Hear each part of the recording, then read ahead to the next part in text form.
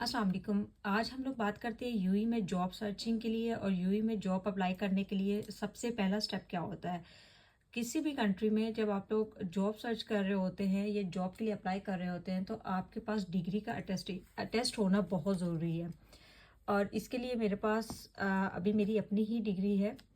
मैंने किस किस ऑर्गेनाइजेशन से इसको अटेस्ट करवाया था वो मैं आपको अभी साथ ही बताती हूँ, और ये क्यों ज़रूरी है इसको भी साथ साथ ही बताते हैं। सबसे पहले तो आपके पास यूई में जॉब अप्लाई करने के लिए अथेंटिक डिग्री होना बहुत ज़रूरी है। बीएस की हो या आपके पास एमफिल की डिग्री है। अगर आपके पास एमफिल और बीएस दोनों की है, बैचलर्स की और एमफिल की, तो आपको वो दोनों डिग्रीज जो है ना वो अटेस्ट करवानी पड़ेगी।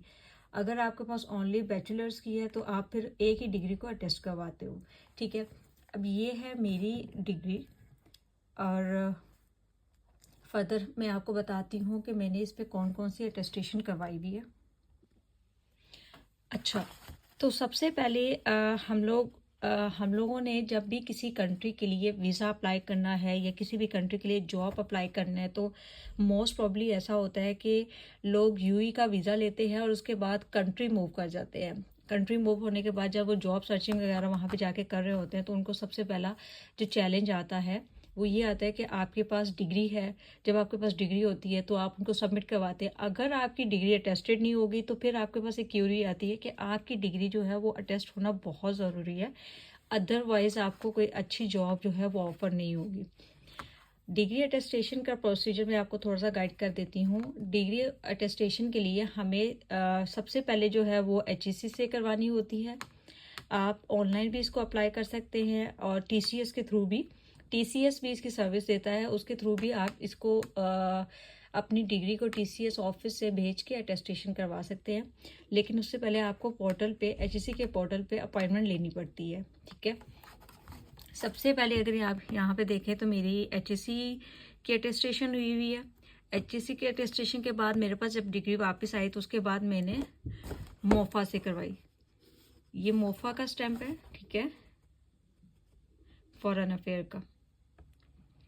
इसके बाद जब ये दोनों कंप्लीट होंगे तो उसके बाद मैंने करवाई थी यूई की अटेस्टेशन। यूई की जो यहाँ पे एम्बेसी है वहाँ से अटेस्टेशन करवाई थी।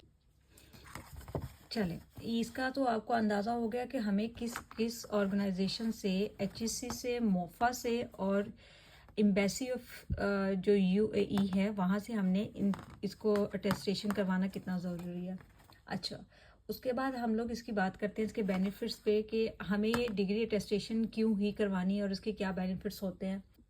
अगर हम लोग इसके बेनिफिट्स पे बात करें तो आप जब किसी भी जगह पे जॉब को अप्लाई करते हैं, अपने डॉक्यूमेंट्स वो सबमिट करवाते हैं वहाँ पे, जब वो लोग देखते हैं कि तीन एचईसी से, मोफा से और जो यूई की एम्बेसी है वहाँ से आपकी डिग्री अटेस्ट होके आई हुई है तो फिर अथेंटिक है।